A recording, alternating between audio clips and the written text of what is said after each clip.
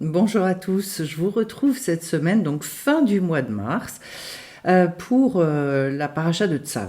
Et on va aborder une notion, donc pour continuer sur notre chemin de libération, je dirais, de joie aussi. Eh bien, on va aborder une notion qui pourtant paraît assez rébarbative, qui peut même, selon ce qu'on a dans la tête, paraître un peu anxiogène, qui est la notion de sacrifice. À savoir, on nous transmis la notion du sacrifice comme quelque chose où il fallait s'amputer de, voilà, d'une part de nous-mêmes et que c'était lourd, c'était compliqué, en fait, on va découvrir que non, justement, on doit s'amputer de ce qui nous appartient pas. Donc, c'est pas une part de nous-mêmes, c'est une part qui nous empêche d'être nous-mêmes. Alors, si je prends un exemple très très basique, mais globalement, qu'est-ce qu'il va falloir sacrifier? Ben, c'est évident qu'il va falloir sacrifier les côtés négatifs pour que les côtés positifs ils arrivent. Exemple, si je veux atteindre la joie, il va falloir que je sacrifie la tristesse. Si je veux atteindre l'enthousiasme, eh bien, il va falloir que je sacrifie toute ma résignation, tous mes renoncements successifs, etc., etc. Autrement dit, mais vous allez voir que cette notion de sacrifice est encore beaucoup plus profonde, je dirais tellement réconciliatrice avec la vie, tellement réconciliatrice. Donc d'emblée, de bien comprendre que ce qu'on est en train de nous dire, c'est qu'en fait, on vient, et c'est tout l'objet de ce qu'on apprend en Kabbalah aussi, c'est qu'on vient avec des choses qui sont enfermées en nous, le système des clipotes, des écorces, qui finalement, dans l'extériorité des choses, et telles que nous on les voit, qu'on les perçoit, il y a une négativité. Mais qu'à l'intérieur de ces écorces, il y a une lumière à faire sortir, il y a quelque chose à exprimer. Bon. Et donc en fait, on va parler quelque part du sujet, pas quelque part, de la transformation du mal en bien. Donc c'est énorme ce sujet-là. Au niveau de nos vies personnelles et dans le travail qu'on va avoir à faire, eh bien, il va y avoir ce travail de Ola, c'est-à-dire de sacrifice. C'était un holocauste. Et il était considéré comme le plus élevé de tous. Ce qu'on appelle le Kodesh HaKodashim, le Saint des Saints, c'est-à-dire en fait... Quand on fait ça, c'est un travail qui est extrêmement apprécié, qui apporte beaucoup, beaucoup de plaisir dans les mondes supérieurs. Ce sacrifice concernait les mauvaises pensées que l'on peut avoir. Alors pourquoi est-ce que c'est si important? Eh bien parce que les sages vont nous dire que les fautes commises en pensée sont plus graves que la faute accomplie. Pourquoi? Eh bien parce que dans la faute qui est dans la pensée, alors je vais prendre un exemple pour qu'on comprenne bien. Par exemple, je suis dans un problème d'estime de moi. Et ça, c'est une faute. Selon les sages de la tradition hébraïque, c'est une faute. J'ai pas le droit de faire ça. J'ai pas le droit de me sous-considérer, de me traiter de nul, etc. Pourquoi est-ce que c'est grave de l'avoir en pensée? Tout simplement parce que quand on va l'avoir dans la tête, on va ruminer. Quand on va ruminer, on va justifier. Quand on va justifier, on va s'enfermer dedans. C'est-à-dire la gravité de la faute dans la pensée vient du fait que, eh bien, je m'éloigne d'un possible retour vers l'estime de moi. Donc, d'une réparation possible. Autrement dit, je rentre dans le désespoir, je rentre dans la fatalité. Voilà. C'est exactement l'inverse de la foi et l'inverse de l'espoir. Et eh bien ça c'est très grave parce que ça veut dire que je vais pas pouvoir en sortir. Et donc vous voyez qu'ici la gravité c'est pas un jugement moral, c'est un jugement sur la gravité de la conséquence, c'est-à-dire en fait il n'y a pas possibilité de revenir à un état sain, à un SAIN, à un état positif. Donc c'est cet enfermement qui est extrêmement grave. Et donc en fait, alors que, nous disent les sages, la faute qui est commise véritablement dans l'action, sans aucune préméditation, ça veut dire tout simplement qu'à un moment donné, il y a quelque chose qui m'a dépassé, et puis paf, et c'est parti. Et là, je vais pouvoir beaucoup, beaucoup plus facilement, effectivement, faire ce mouvement de teshuva, c'est-à-dire revenir et me dire, mais qu'est-ce que je viens de faire? Ah oui, d'accord, ok, bon, parti dans l'élan, Je me suis pas rendu compte ou il y a eu un moment où je n'ai plus eu conscience de la chose et donc je suis partie en vrille. Ok, donc là je peux revenir plus facilement. Et donc, vous comprenez que ce qui est puisque les sages vont toujours anticiper les choses, pourquoi ils nous disent que c'est plus grave en pensée? Eh bien parce qu'il y a beaucoup plus de difficultés à revenir de ces fautes-là. Autrement dit, quand on arrive à sacrifier ces mauvaises pensées, et donc à renoncer à des fois des ressassements. Alors, on va pas se mentir, ça peut être des ressassements qui ont duré 1 heure, ça peut être des ressassements qui ont duré 1 semaine, ça peut être des ressassements qui ont duré parfois des années sur des choses dans lesquelles on s'est enfermé. Alors, quand on trouve le courage et quand on trouve la force de dire mais ça en fait, non, stop, ça pue ce truc-là, ça je n'en veux plus. Résultat des courses, eh bien en fait, c'est ça le sacrifice, c'est-à-dire je brûle ces pensées-là. Autrement dit, je les brûler, ça veut dire c'est complètement les annuler jusqu'à ce qu'il y ait de la cendre. Alors vous allez voir que la beauté de cette paracha nous amène vers, je dirais, presque un miracle, on va dire, enfin en tout cas quelque chose d'éminemment joyeux. Et dans lesquels on voit que le désespoir n'existe pas véritablement, puisqu'en fait, dès le début de la paracha, il est demandé au Kohen Gadol, au grand prêtre, de prendre cette cendre, il doit changer d'habit, il rassemble la cendre, il la prend et il doit emmener cette cendre dans un endroit pur. Alors, on se dit, a priori, ça a été brûlé, c'est bon, ça a été annulé, ces pensées-là, j'en veux plus, ok, bon. Mais ça s'arrête pas là.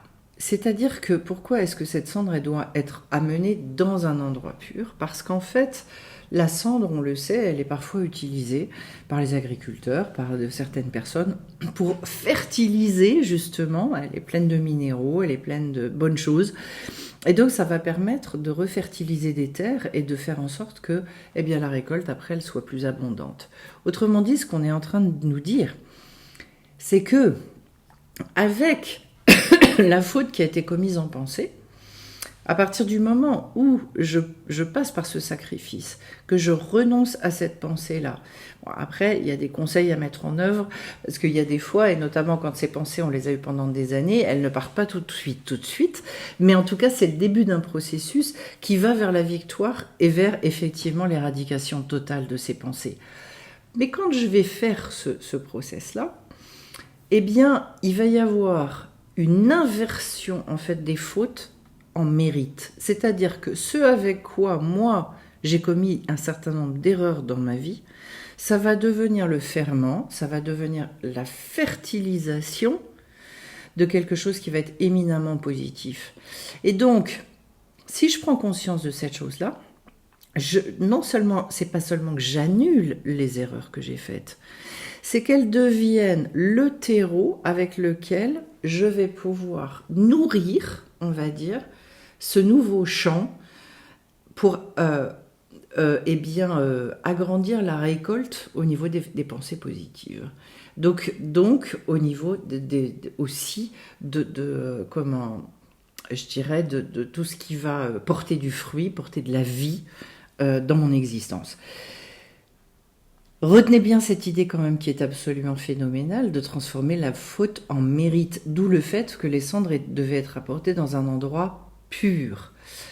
Autrement dit, on va se servir de ça pour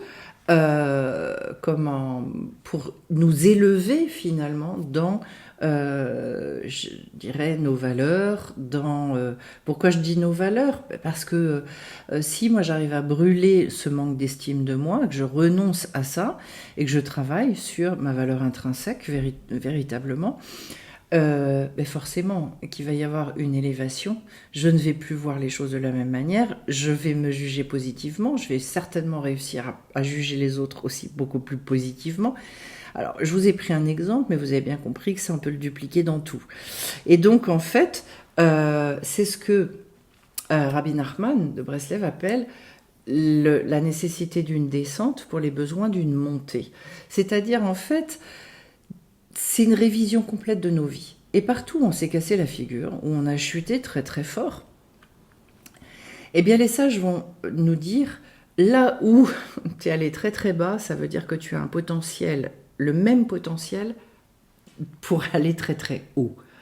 C'est d'un seul coup, ça transforme absolument tout dans notre existence. Parce que ça veut dire que, par exemple, si on a été très très loin dans, je dis n'importe quoi, une addiction, une boulimie ou une anorexie d'ailleurs dans la nourriture, ça veut dire que j'ai un potentiel très très fort, moi, pour arriver à un équilibre alimentaire. Ça veut dire aussi que si par exemple j'ai prononcé beaucoup de paroles négatives dans ma vie et qu'à un moment donné j'ai décidé de m'attaquer à la chose, même si ça me prend des mois ou des années, c'est pas grave, j'ai un potentiel dans ma bouche d'arriver un jour à ne prononcer que des paroles positives. Et c'est comme ça qu'en fait il faut voir les choses.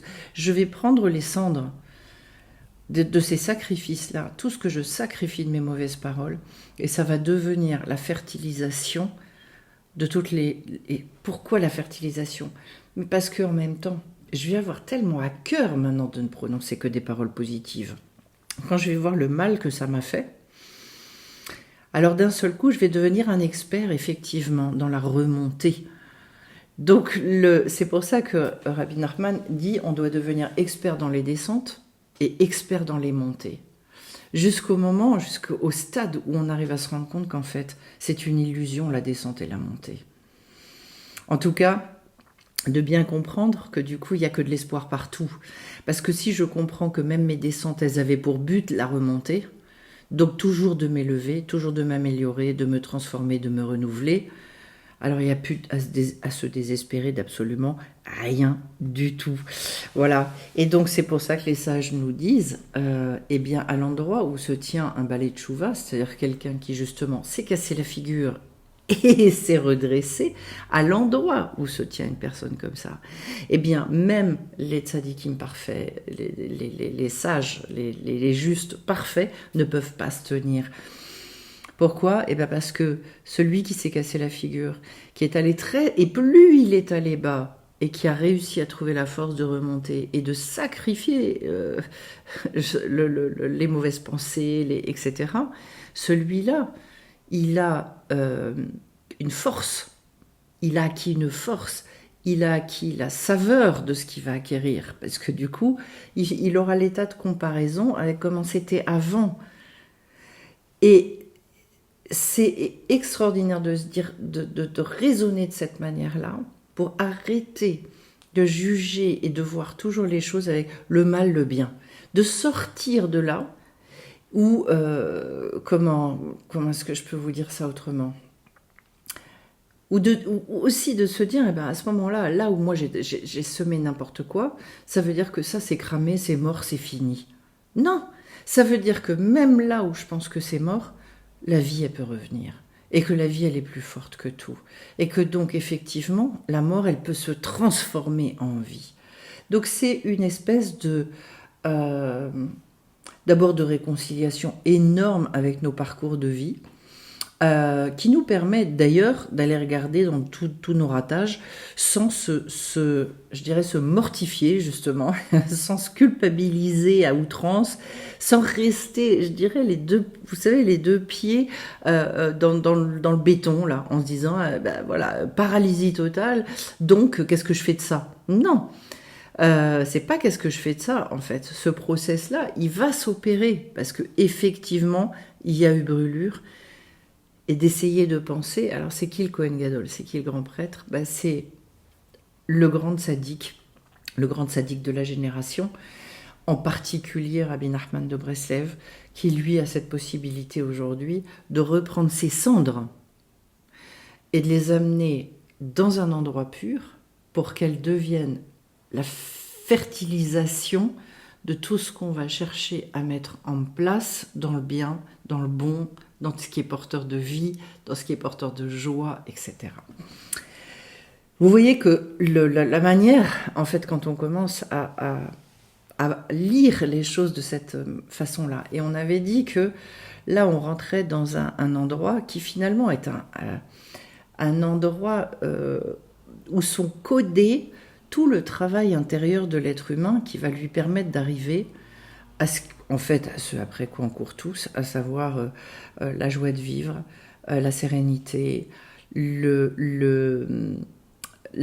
de tous nos doutes et de nos confusions, un œil qui regarde la vie avec énormément de volonté, de désir, enfin voilà, et qui et pour retrouver finalement ce goût de vivre véritablement et se dire qu'en fait, et malgré ce que humainement, et sans avoir toutes ces connaissances-là, et sans pratiquer toutes ces choses-là, on peut regarder comme étant quelque chose de très désespérant, en fait de se rendre compte que non, c'est parce qu'on est très ignorant, c'est parce qu'on ne sait pas du tout comment prendre ces choses-là. On est très gauche, on a une forme d'incapacité parce que on nous a pas expliqué ces choses-là.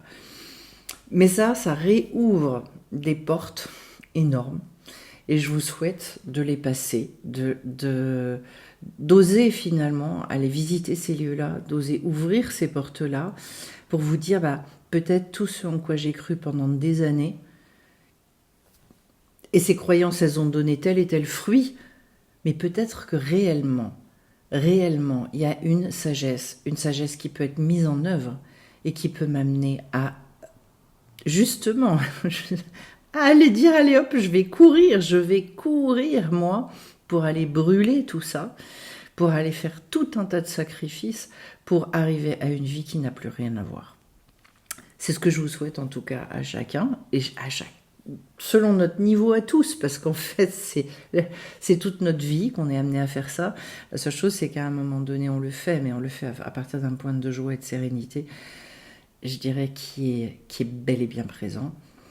Voilà, plein de bénédictions encore une fois à tous. Je précise donc que j'ai mis en ligne hier une vidéo sur le cœur et qui parle du prochain stage, donc qui a lieu durant 4 jours du 20 au 24 avril. Si vous souhaitez des renseignements complémentaires, n'hésitez pas à me contacter et allez la voir, ne serait-ce que pour bien aussi là ouvrir des portes au niveau du cœur.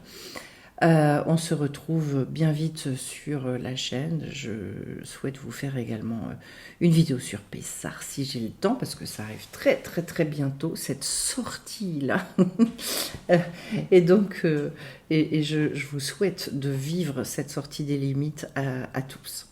Plein de bonnes choses, à bientôt.